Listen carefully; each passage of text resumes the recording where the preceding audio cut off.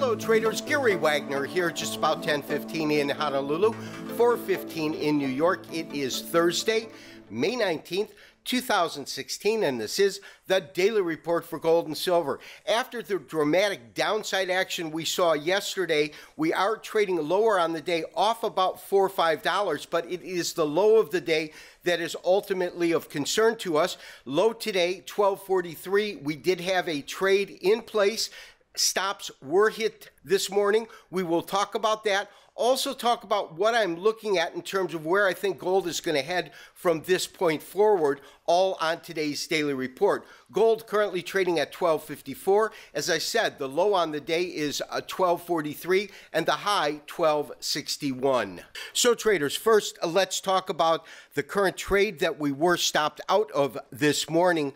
We initially went long this market roughly at 1275. That was as the market broke out. It's actually this particular candle here, because what we saw was we didn't really get the follow through that I had hoped to get. It's this candle here. As the market came down and actually found a little bit of support. This is yesterday, of course. My assumption was I was hoping that we would find support in this area, being a 61% retracement, but we kept our stop fairly loose. We actually put our stop below 1251. This is 1249, represents a 75% retracement.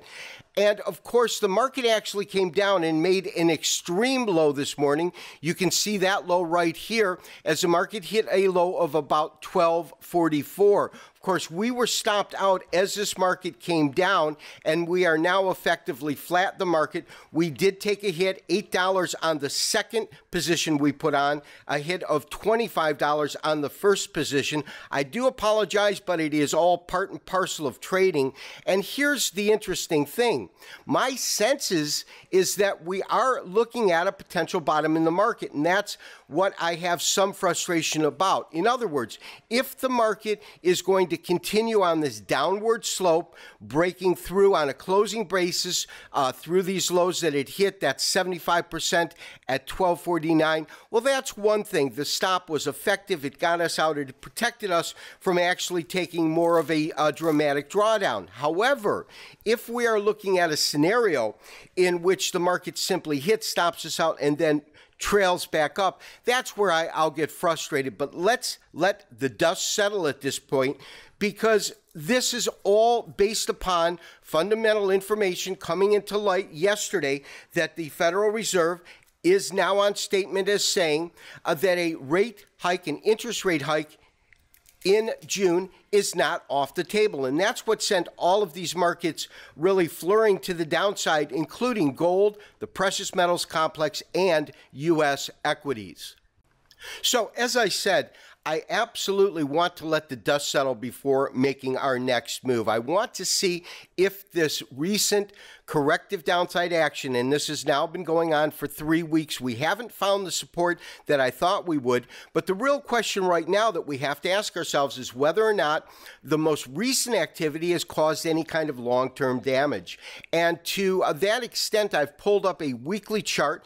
This weekly chart has our long-term count. It also has the major breakout in standard candlestick format. You can see that right here, that I believe completed that second wave, whether we call it an A, B, C, or whether we are looking at it as a 1, 2, 3, the count still remains the same.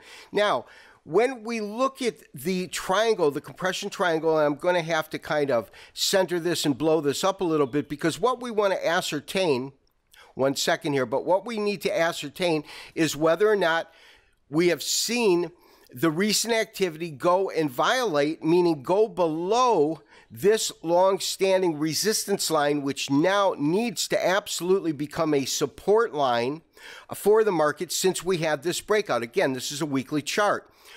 So we had this dramatic upsurge, and this is really 4 weeks ago or a month ago. 3 weeks ago, we had that doji, and we talked about the fact on Friday's show that although we can't trade off of it, I had some concern because I did see the formation of a three-river evening star.